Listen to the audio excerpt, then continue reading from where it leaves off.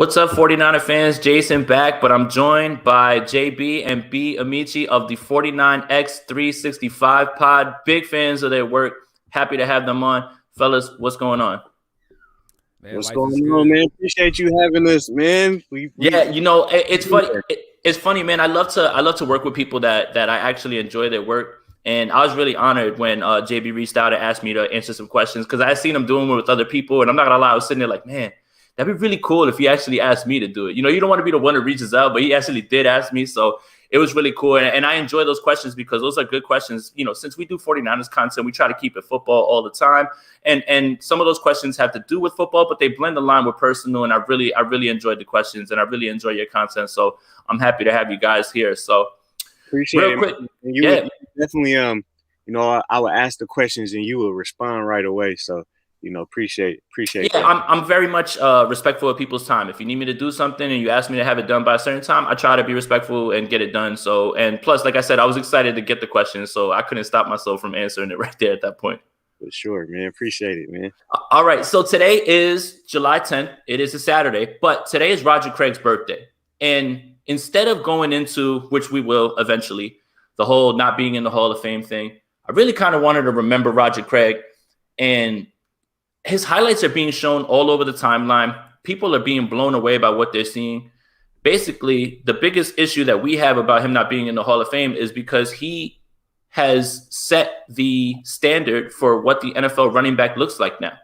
And how could you not have someone in the Hall of Fame that had the first 1,000-yard season out of the backfield? So put it in perspective, 566 receptions in his career.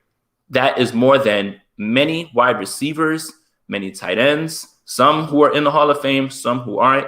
Wanted to get your guys' thoughts on Roger Craig. B. Amici, I'll start with you first, man. What do you think?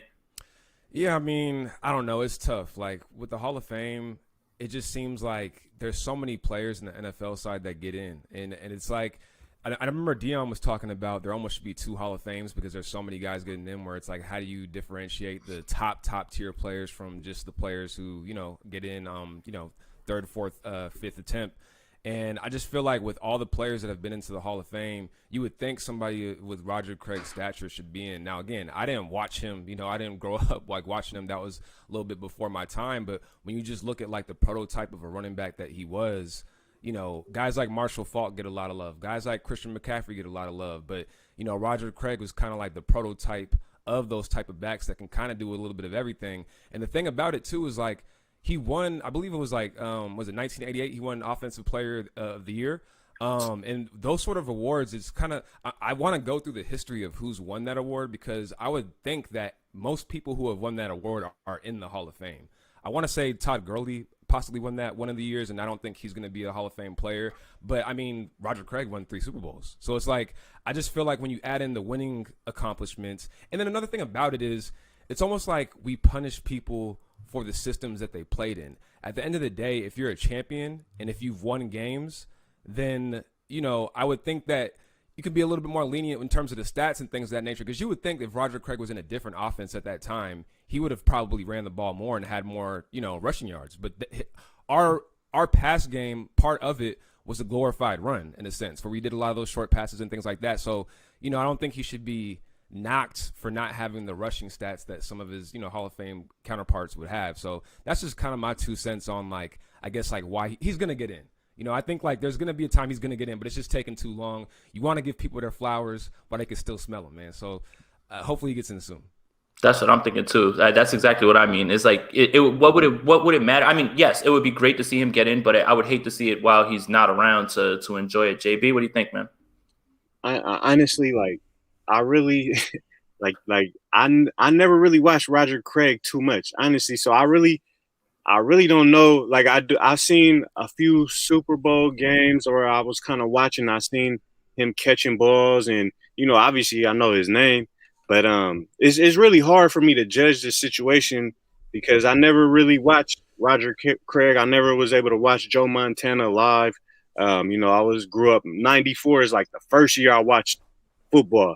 And so, he was gone by then. But, I just know how big of a name he is. And but like I said, it's hard for me to judge whether he's Hall of Fame worthy or not without really knowing this guy. But I mean, I guess we could go YouTube and really, it's cool. They got all the games on YouTube. They got a lot of games on YouTube, like the old games. I like watching them games. It's like educational. Yeah. Like, you kind of pointed out, I think when you were going through, you were watching old Montana and you were like, well, what is this about Montana not being able to move or at all? And those are things that you kind of have a narrative that's built in your mind about players because you haven't had a chance to watch them. But then when you watch them, like I had been told my entire life, I'm 36. When I was a kid, I had been told my entire life that Tom Brady never had an arm. Who built that narrative? Tom Brady's throwing that thing right now at 43 with probably the most strength that he's had ever. So who built that narrative? So it's weird how, because there's all these things that are open to us now, going back and watching, looking at the stats, comparing stats, it allows us to understand really what these guys did, as opposed to back in the day when I used to watch ESPN. That was pretty much it. It's like whatever they said, and that was it. And there was no sort of context to it, and there was no way to really go back and compare. So I think that it's a beautiful time that we live in because it highlights the importance of these players. And in my mind, like you said, like Biamici said, man, Christian McCaffrey, Marshall Faulk, none of these guys are able to do anything that they're doing in the league without Roger Craig, without that system. And that system, while, you don't want to hold that against Roger Craig for being in the system, that system is widely used now. And so I look at it as a different way. You could say, yeah, product of the system. I could say that's changing the game completely. And that's really where the problem I have. There's so many people, I want to go through the Hall of Fame list, and I don't want to go off the top of my head and act like I know who's in from the position or anything like that. But there's so many people that we could probably make the case, less with stats or just more with impact, that Roger Craig definitely deserves to be in over some of these other guys. I would have to go through the list, but it's really good that, this conversation is being brought up again, because all his highlights are on the timeline now, and you're watching a guy who couldn't be tackled, who like, I think somebody on Twitter pointed out to me, played fullback for a few years and still was able to rack up those numbers. And that's what's crazy about that game, or that time when people played. So it's just an interesting discussion, and I just hope that one day they wake up and they put him in while he can still see it. I agree with that 100%. But to go through some of the stats real quick, he has three 1,000-yard rushing seasons, including one 1,500-yard rushing season. That's a lot, especially in 1988, 9 touchdowns. And we got a donation. Let's see. Thank you, Tony, for the donation. Appreciate you, bro. Jed York needs to straight up wine and dine those Pro Football Hall of Fame voters and get Roger Craig in the Hall. Dude was so far ahead of his time. 1,000. Yep, 1,000, man. I mean, and when you're the first to do something, and now all of a sudden that's the standard, that's the part that is, now that happens, it becomes casual. But when you do it first, I think there's some importance to that. And the 1,000-yard season, which was 1985, 1,050. Rushing yards, 9 touchdowns, 4.9 per attempt, 92 receptions, 1,016 yards, 92 catches. Like the standard right now for Christian McCaffrey is like 100, 112. That's not far off from there in 1985. Yeah, in this day and age, though, like when you're comparing them errors, it's completely different. You know what I'm saying? Like now that's almost expected for a guy like Christian McCaffrey. But yeah, I think you make a good point about changing the game. We always hear that with guys like Steph Curry and whatnot. And, changing the game. If you change your sport where people look at your position or what you're doing differently, that means something. It means something more. It's an intangible. We can look at the stats when you go through Hall of Fame. Everybody is comparing stats and they're saying, what are you doing this year? What are you doing that year? But the intangibles of it, that's got to mean something. So, again, it's just a matter of time, but let's do it when he still has his flowers, man. Hey, I want to know, like, was there anybody ever before him as a running back who was a threat catching the ball? I really want to know, like, because I don't know. I don't think so. I mean, not in his way. That 92 receptions in 85 had to blow people's mind. 92 receptions led the league that year. Like that's crazy. I don't know if running backs ever done that. Like we know that, Jim Brown, those guys, it's hard to say without ever having seen them play. I'm sure they caught passes, but I don't think it was such a big part of the game, because those highlights that I posted today, a lot of them were straight, like Joe dropping back and just flicking that thing out there in front of the line of scrimmage, like right in front, So I don't know if that was something that those guys ran. It's hard to speculate, especially since that goes back so far. Here's what I wanted to point out. I just ran it up real quick. I wanted to compare Roger Craig and Marshall Faulk. So Marshall Faulk has played 11 more games than Roger Craig. Okay, he has. This is really crazy. 4,000 more rushing yards and almost 2,000 more receiving yards with almost like 200 more catches. So again, those stats don't mean, oh my God, he's so much better. Obviously, the game's changed. Humans are different from when they were at 85. The training is different. Marshall Faulk is obviously a different breed.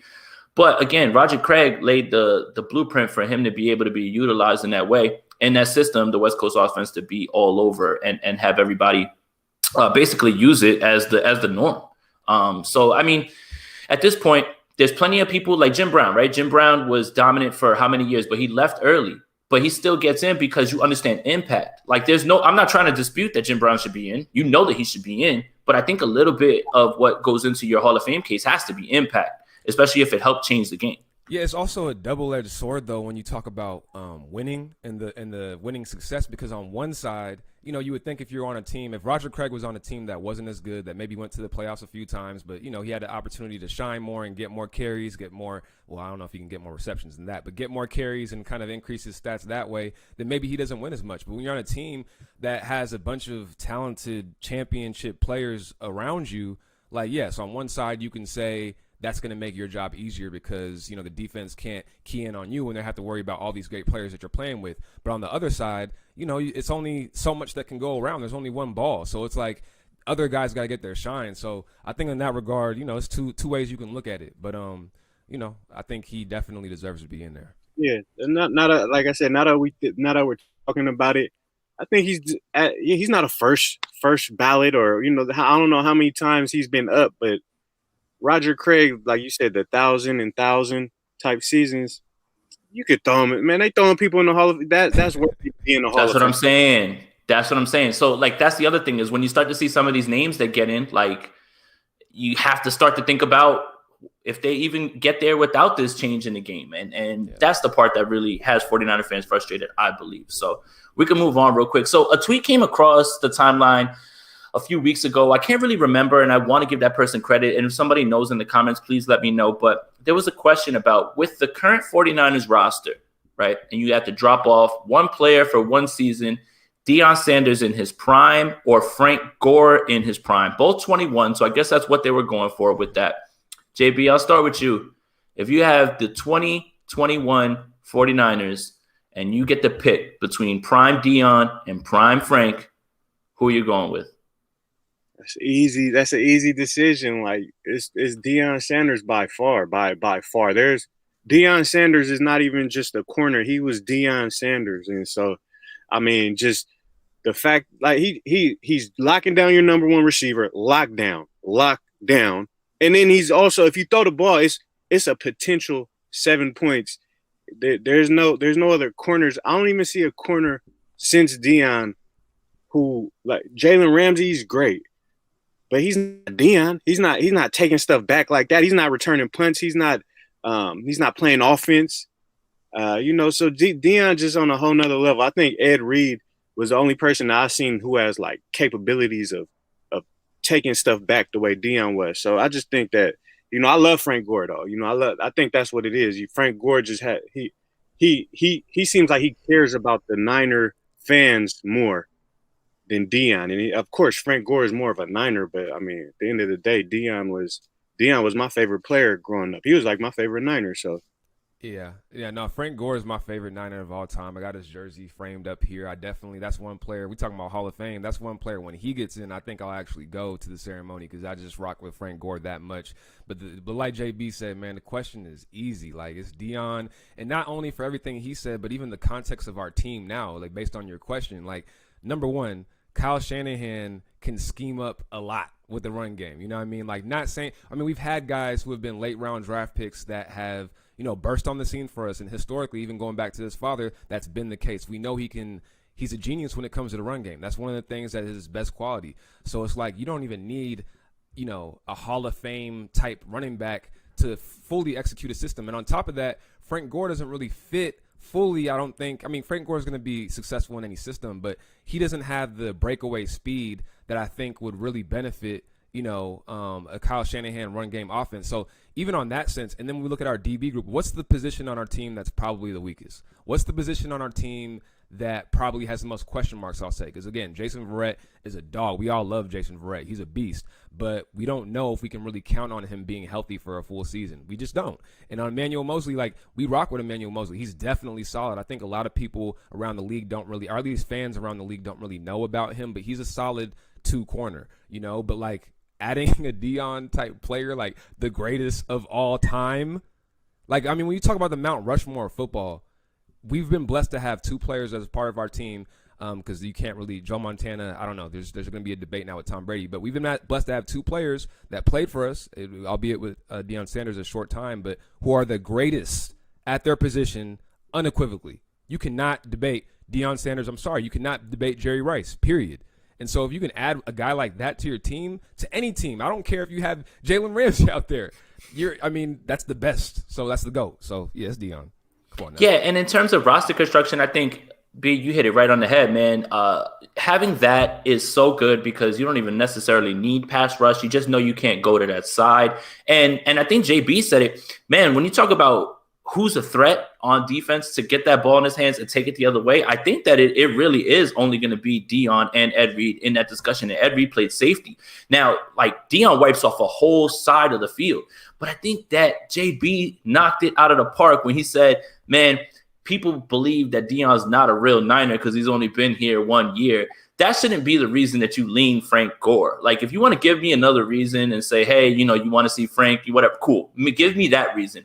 But the whole Deion wasn't a Niner, come on, that doesn't make sense. He literally joined. He literally helped them get over the hump. Once they got him, it felt like this is the year finally that they get over on Dallas, and they did. And having that sort of player on one side, knocking off the whole side of the field, and if you even throw that way, it's not going to be an incompletion. The ball skills are there. And Deion just – the other thing is that swagger, that bravado, that's another thing. I hate to talk about things that aren't tangible, that you can, like, put stats to or look at on film. But there is something about having that guy, that sort of confidence in the backfield. I mean, the man laid his jersey and everything out on the floor, looked good, played good. Deion embodied all of that. It's a guy who can literally talk whatever he wants to you and then lock you up. Like, I know a lot of people don't like people who talk a lot, but if you could talk and then back it right up, I have no problem with you talking. You doing exactly what you need to do. Man, on the real, and the thing I think is dope about Deion is the way he branded himself. Flashy, prime time, the jewelry, all that. And that kind of puts out this perception like, oh, he was like a party animal. But Deion didn't even drink. Deion didn't even smoke. He wasn't even really out in them streets like that. It was more just a mind state of like, I'm going to brand myself well. But if you really – I've heard about him just being real calm, laid-back type guy who really loves the game of football. And, yeah, like you said, the swagger he brought, that 94 team, I remember watching something on Dallas and the Niners rivalry and how the years they got beat by Dallas the 2 previous years, and how everybody was just so uptight to beat Dallas, and seeing Deion and Ricky Waters and William Floyd and the way they would be dancing before the games, it kind of made the other guys feel like these guys ain't really pressing so hard. They having fun, and it kind of inspired the team, and that swagger he had obviously inspired the team, the confidence. So, you know, Deion a GOAT for sure. Yeah, and I agree 100%. When you're talking about, let's just keep it straight roster construction, adding the greatest cornerback of all time, trumps adding one of the 1-2 best 49er running backs of all time. You know, if you want to say it's Roger, you want to say it's Gore, you know, it's probably going to be Gore because of what his career has amassed, and he's been around forever. But the impact, positional value, having a lockdown corner is a lot better in today's game than having a very, very good running back, which is Frank Gore. So I'm glad that we had a discussion because I saw a lot of people, their reason was, Deion, I can't go Deion because he wasn't a real Niner. No, that's not the question. No one asked you who's the better Niner or who's been on the team. It's who can you add to this team that's going to put them over the top, and I think it's Deion. I thought it was a question that when they put the poll up, it would be 100% to 0, but it was way closer than I thought it would be, man. That's crazy. Yeah. So I think you guys nailed it on that one. Let's move on. You guys just did a podcast, your latest one, correct? Which talked about Coach joining Sean McVay and Peter Schrager on their podcast. I touched on it a little on my podcast, but I really enjoyed your discussion on it because you guys listened to the whole 2 hours of it. I believe it's almost like 2 hours or something like that. Mm-hmm. And the thing that I enjoyed the most, and I'll pass it to Biamici first on his biggest takeaway. What I really enjoy about listening to Kyle on all these podcasts is I like him cutting back and being open. I like that. Even though sometimes I wish that when he goes to the podium that he just gives coach speak answers. I really wish that he could work on that a little bit more. It's good to be upfront, but sometimes can you just give us a generic quote, get us out of there instead of saying like, you know, I don't know if everybody's going to be alive on Sunday. No, like, bro, just don't I know what you were trying to say, but it almost seems like there's a handbook for coaches when you go up to the press conference. He works hard. First guy in, last guy out. These are all things that coaches say, right? So, yeah, B, I'll start with you. I mean, honestly, like I was going to say something else, but like now that you bring up that part, you know, honestly, I think a bit of that energy from Shanahan is his, you know, father being a coach privilege. At least that's how I take it. And the reason why I say that is because, you know, JB made the point that, yes, like your father could be a coach. Everybody can know your father, Hall of Fame coach and, you know, great coach. And people can your whole life think that's why you've gotten to where you've gotten in your career. But at the same time, like at some point, you're going to have to put in the work. You're going to have to, like at the end of the day, Kyle Shanahan is one of the best coordinators in football, one of the best head coaches in football. I know CBS or whatever it was had that list that was out. He was outside the top 10, but whatever. People recognize that Shanahan is one of the better play callers in the NFL. So, like, he's put in the work to establish himself independent of his father. But I do think that being a coach's son, it gives you a certain – let me just put it this way. I don't think that there's another coach in the league that would be taking a nap before an interview and end up, you know, basically being in their boxers and the door opens downstairs and they're getting themselves together, just trying to put on their tie and then get ready for the interview. I just don't see that happening from other coaches who don't have the privilege of, you know, and obviously, again, Shanahan's been sought after at the time. He was one of probably the hottest coaching candidate out there. There's a lot of things that he has going for his favor outside of that. But I just think a lot of his, I don't know, his energy, his mannerisms, his kind of like, I don't give a F attitude about certain aspects. I think that comes from the fact that, like, he's very secure. You know what I'm saying? Like, he's extremely secure, grew up that way. And I think some of that, at least, is the fact that, you know, he's a coach's son. And even with Sean McVay, you know, who his grandfather is, they talked about, like, how, you know, at some point in that podcast, I remember they were, you know, going back and forth about, yeah, it's such a small circle. It's just funny how, you know, all these things kind of tie together in the NFL. And it's like, yeah, that's basically like how nepotism works. That's, you know, if you have other opportunities that other people don't, your grandfather can give a call to Mike Shanahan and say, hey, my grandson's, you know, interviewing this, give him a chance. Like, he literally said that. And it's like those things, I'm not knocking these guys. I'm not, you know, it is what it is. But I just think it was this podcast and, you know, other things that we've seen have kind of alluded to that point that, like, that's what the NFL is. It's a big, you know, who knows who, you know, what are your relationships? And a lot of life is like that too. So it just, that kind of stood out to me. It wasn't my biggest takeaway, but just based off of what you said, like, I wanted to hit on that point. Yeah, definitely. And one more thing, Kyle Shanahan knows what everybody thinks about him. He hears all that, I'm a genius, you know, or he's a genius. It's like when you keep telling a girl that she's pretty, she's going to start to believe it and she's going to start to just carry herself that way. JB, what do you think? Biggest takeaway from the podcast? I mean, it doesn't have to be the biggest. If you want to touch on one, and then we'll keep going around on other things that we thought from it. Well, I'm gonna just go basically on the conversation right here. I mean, yeah, he definitely has doors open to him because of his father. But like, I do think it is I know you said secure, but I think it's an insecurity of his, like, you know, just never, like, can you live up to that? Or like, like we're talking about it right now. We're saying that you got doors open because of your father. I'm sure that's not a great feeling as a guy, like, with, you know, with the sense of pride that he has. He probably wants to really set on his own. Like, no, I'm not just Mike Shanahan's son. I remember in the podcast he was talking about in 10th grade. He got put on the basketball team, and kids were like, "Oh, he just got put on the basketball team because his dad won the Super Bowl or whatnot." So, you know, I think that's something that might, you know, we all have things that we're battling, and I think that might be something that I think that he said. I mean, he said that, like, that puts a chip on his shoulder that you know, that people, you know, and like we've talked about it before. When the draft process was happening, what was it? It was, what do the Shanahans with the S like? What are they interested in? Like Mike Shanahan isn't coaching this team. Kyle Shanahan. He's involved though. He's involved. I tried to tell them that on Grant's show. I was like, no matter what you want to say, you got both Shanahans. Now, he don't work for the 49ers, but he works for the 49ers. Right. But I'm saying I wonder how that makes him feel, like even like he's involved. It's like, damn, like wonder if he's like, man, this is my show. This ain't his show. And so I don't know. I just feel like I think that's a little bit of that's a little bit of his insecurity, and maybe I think that's he got to win the ship, and once he wins the ship, then you could say that I've at least done what my pops has done. But that's on that topic. That's what I got. Okay. Yeah, you wanted to say something, B? Yeah, I mean, I think like even on what JB just ended on, like that's actually one of my biggest takeaways in terms of like the Super Bowl and winning the ship actually isn't one of the biggest priorities. I mean, obviously he wants to get it done, and he mentioned so much in the podcast, but really what I took away from it was like just his passion for the game. Like we always talk about and we always see how football is just this grind, like all the people involved inside of it, they always talk about it. It's this grind. It's just the season is such a grueling thing. As fans, we already see how the season is such a grueling thing. Week to week, every game is so important. There's nothing more important. And as a coach, these guys, they basically have to sleep sometimes at the facilities because, they're working so hard on developing game plans and all the things that go involved into it, right? And we get lost in, like, I think as fans a lot of times, like, what is our strategy? What is our number one goal? How are we going to get done winning that Lombardi? The quest for six, only thing that matters.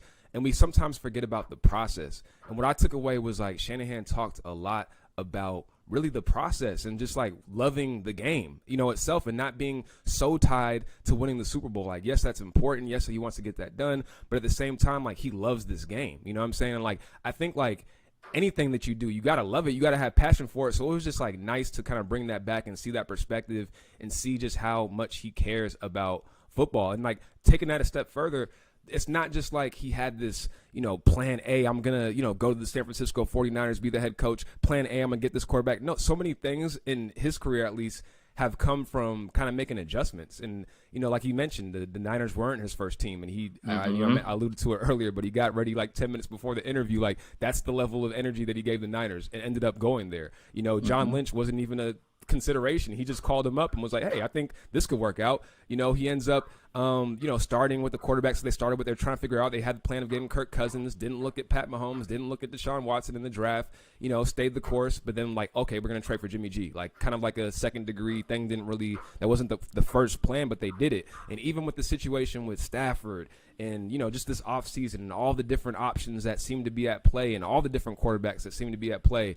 And then all of a sudden we end up trading all those picks for Trey Lance. It doesn't seem like it was the first plan, like it wasn't. Exactly. It wasn't. And so I think that's interesting to me though, because there's so many things it seems like in Shanahan's career where it wasn't plan A, but it ended up going that way. That's what I think is. That's what I thought was interesting too. Is like, we all know that the flirting with Brady right after the Super Bowl. Then he, you talk about Deshaun Watson. Who knows what's going to happen to Stafford, and then it turns into moving up to 3. So it almost seems like, okay, this is plan A, B, C. Now we've got to do something out, almost out of desperation. That's why Trey's got to work. Trey really has to work. That's a whole other conversation for another day. What I wanted to touch on actually too, though, one of my biggest takeaways was he actually talked about the Super Bowl, the Atlanta Super Bowl a little bit, and he talked about how he was trying to end the game. He was trying to end it right away. He said that unfortunately they took the sack. He said the call that the play that he made for Julio, that catch that probably would have been, him and David Tyree would have been battling for probably the best catch of all time in Super Bowl history, if that game goes Atlanta's way. And then he talked about him calling that for the sack. I think it was the sack, the one that really like pushed them out of like, field goal range, and then they had the punt.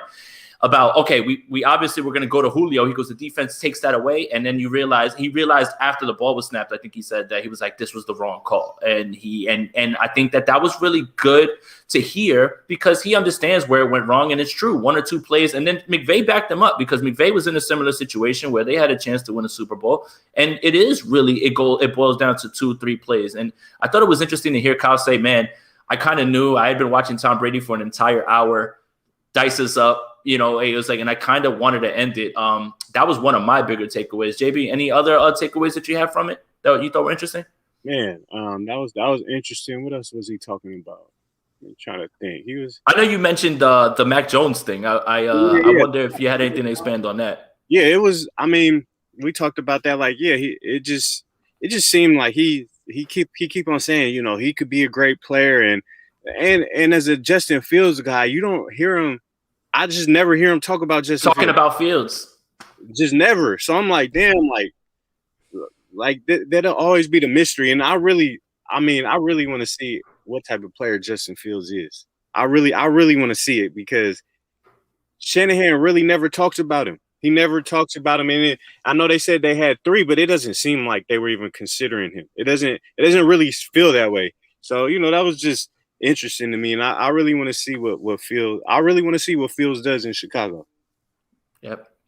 Big. Yeah, and even you know, talking about the Stafford situation, like on the Jimmy perspective, like the fact that he spoke so freely about, you know, wanting to get Stafford and all that, what does that say? Like, to me, like, I don't. What did you think about that, Jason? Like, this is interesting to me that he just so freely was like, oh, we were really enamored, we thought we were gonna get it, and it didn't fall through. It's like, man, and it's gonna go to division rival. Like, oh God, like a player like that.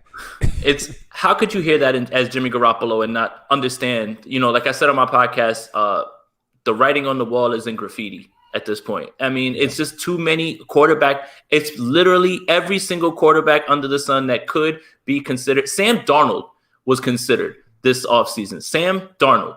This tells you what Kyle Shanahan wants to do at his quarterback position. He's not happy at all. He's trying to get away. So as Jimmy Garoppolo, he's not stupid. He's not going to say anything in the press or anything like that. I give him a lot of respect for keeping whatever feelings he has inside. Maybe there's some people that want to see that sort of passion from him, maybe in a press conference, but I think that would do too much damage to his brand as being team first. But Jimmy Garoppolo hears all this. He's not stupid, and he knows what's going on, and he knows that it's time. You know, that he this year he's got to really put up or shut up because he's playing for his starting quarterback life in this league. He could still stay in this league for years to come, just not as a starter if he doesn't come out and play the way that he has. But I agree with you, man. How could you not know what we know, especially if they've spoken so freely in press conferences about, yep, Deshaun Watson, now that's off the table. And then they do the trade up. And then he talks so freely and openly about, man, I really like Stafford coming out of college. And then I started watching him for 2 weeks and I was like, man, this guy is really, really, really good. And how could you? He's never said anything like that about Jimmy Garoppolo. Never once. Once. No, he hasn't. And, you know, the thing that complicates the Jimmy G situation so much is just the bag that he has. Like, you know, it'd be a different conversation if he wasn't getting paid as much as he is. So even when it comes to, like you mentioned, like, how does Jimmy G feeling? Like,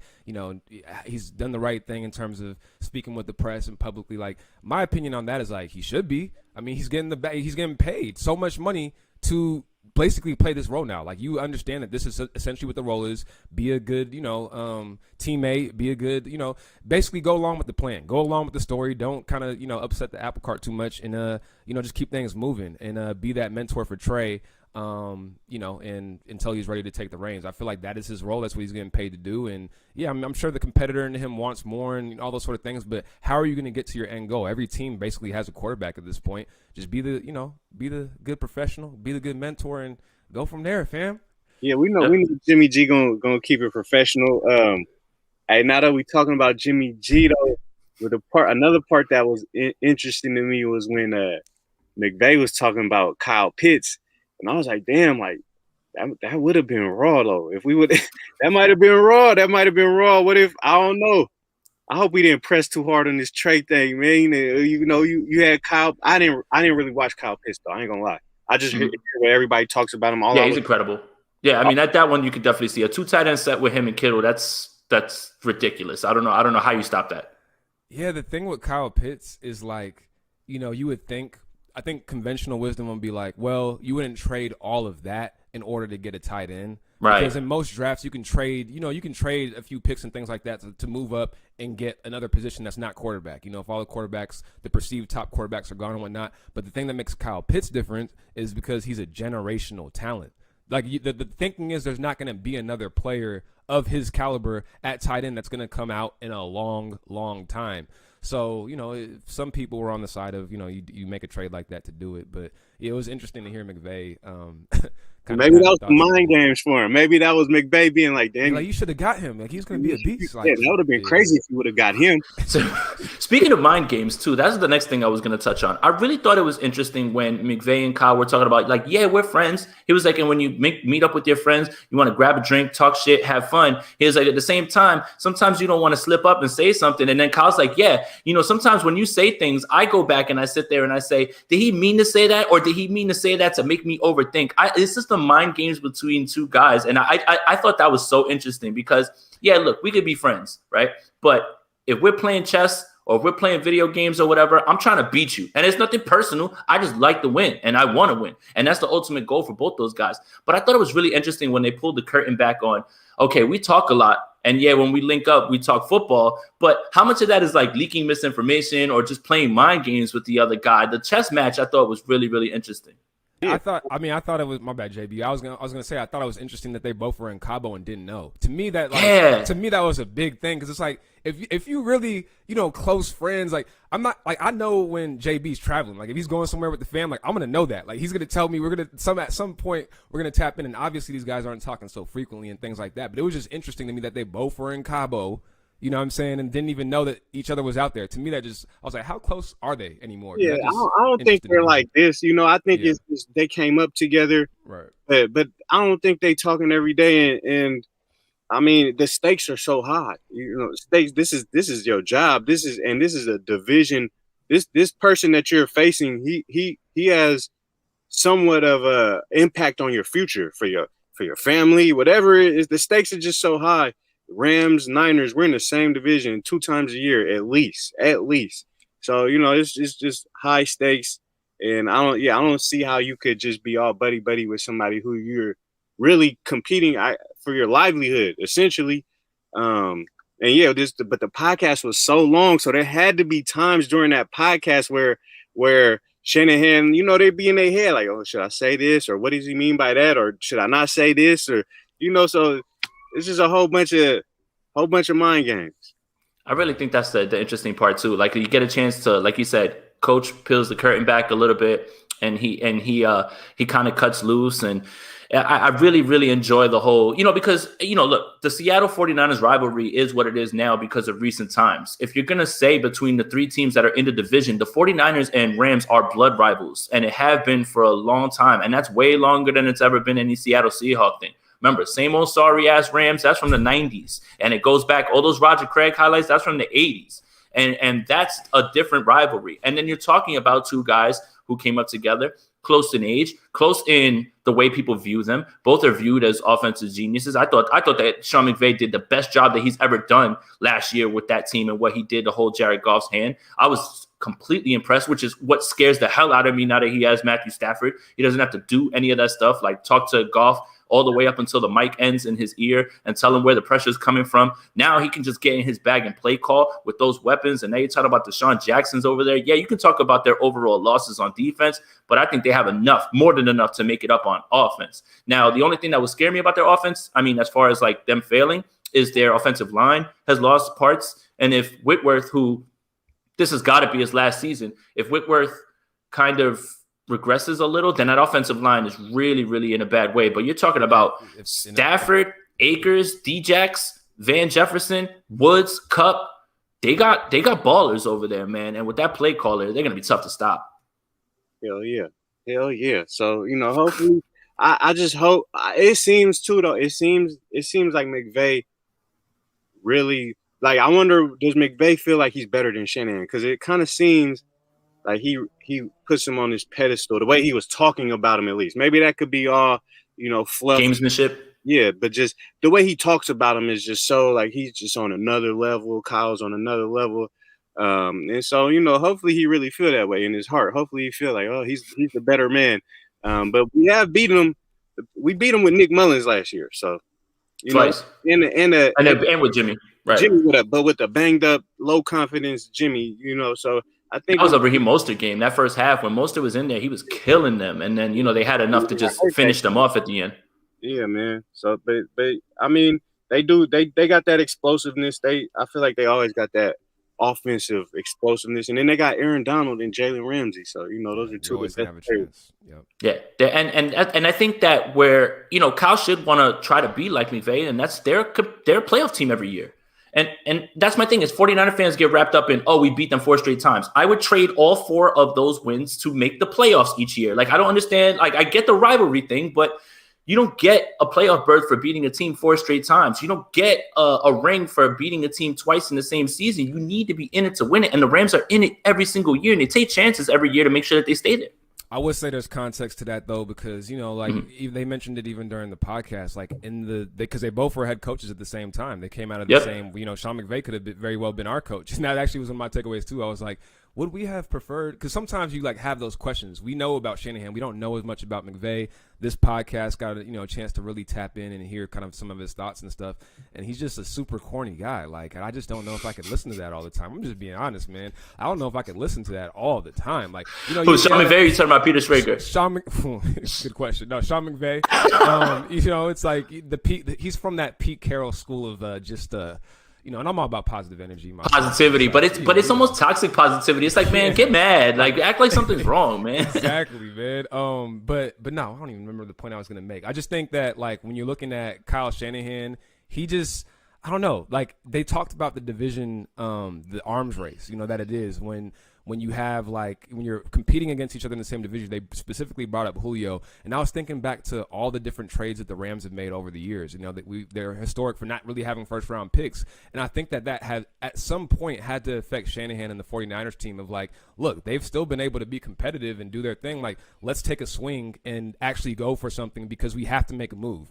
And I think that actually played a big part in even trading up to get Trey Lance. In terms of looking at the Rams and what they've done in the previous years in terms of, and it's different, it's apples to oranges because they traded for established players that are going to come in and be beasts for you, whereas we're trading for, it is a quarterback, albeit, but still somebody who you have a lot more question marks with because you haven't seen them in an NFL game. But still, I think a lot of that rubbed off on the Niners because we're in the same division. So I think that's just interesting to see in the podcast. I think that the point that really you're making is that there's more than one way to skin a cat when it comes to building a roster, and it can't just be. And sometimes it's all you build in the rookie drafts, and that's great. And then some guys they swing on big guys and they make the playoffs consistently. So it's however you make it, and there's no right or wrong way. Get it done, and that's really what it's about. That's what I kind of admire about them. But yeah, and then you talked about it. I like the idea of Kyle saying, man, if we would have thought the Rams were going to be in on Julio, we would have definitely pressed harder on that. So this is an arms race. This is absolutely an arms race. It's just like, keep him away from them. Like, I would literally spend whatever second, third round pick that we have for the next year to literally not only add one of the best receivers in the league, but to keep him away from the Rams. That's sort of the arms race that they got going on over there. This whole podcast was littered with a bunch of nuggets that were great. I really had a blast listening to it. Even going back to the Stafford in terms of it being an arms race, to me, I don't know what you guys thought, but we didn't talk about this on our podcast, JV, but it was interesting, like, when they talked about the Stafford deal kind of taking place and forming shape, how, he basically got word that everything was pretty much cool. It was good to go. Then he got the notice from whoever that source was, like, look, if you want him, you have to make a move now. And they didn't act on it. And, like, I guess there's 2 ways you can kind of look at that. Like, was it we didn't act on it because we didn't really believe what was happening? We didn't do our due diligence, I should say, similar to, you can argue, the Patrick Mahomes, Deshaun Watson, not doing your due diligence and checking out those players and kind of leaving it to, we don't need to look at that because we already have a plan and we know what we're going to do. Or was it not going into it further because we knew how much we were willing to offer and didn't want to offer more for Matt Stafford, because although he's really good and although, Shanahan put all that praise on him, he has had injury, issues. He's later in his career. Like, maybe we didn't want to give that much for a player like that. I don't know which way, that was, but I just kind of took that away. Like, why didn't we kind of, after that phone call, make that move? Like, what does that say about Shanahan, about our team? Yeah. I mean, that's what I was thinking too. I was wondering, on the scale of how much did you want Stafford? Like, was it, like, what was it? What was it? Did we want him so much, or, were you like, like, why did you sleep on it? Because with Trent Williams, apparently it was the same type of situation, and apparently they made it like, okay, no, you about to lose Trent Williams to the Chiefs. So to the Chiefs, yeah. So he made it happen ASAP. So I don't know. We'll never know. Really specifically what was in his heart and how much he wanted him. But Matt Stafford, man, he raw. He is raw, and he's, Jimmy G, Matt Stafford. We obviously see he thinks he's better. So we'll see. Hopefully, we could get on Matt Stafford helmet though this year. Yeah, and you know what? I'll say this: if Kyle Shanahan loses to a podcaster, I'm gonna be very disappointed in him.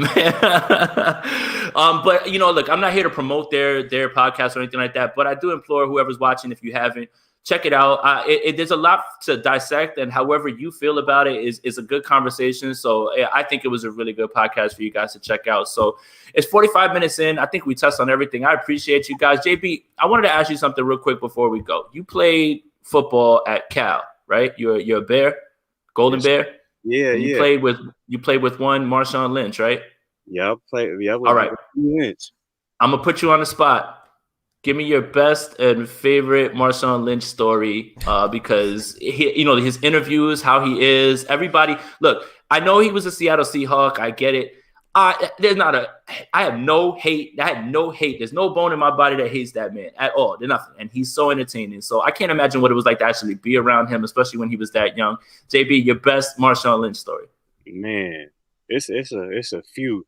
He is really he been like that. He just how he was with the Seahawks. He was like that at Cal. Something that just stick out to my mind. This was 2005, I believe. It was my freshman year. He's a year older than me. So, but I mean, even though he's a year older than me, it felt like he was the big dog. I'm a freshman. He was that guy. But anyway, so it was around 2005, 2006. That was you from New York. So I don't know if you remember about the hyphy movement.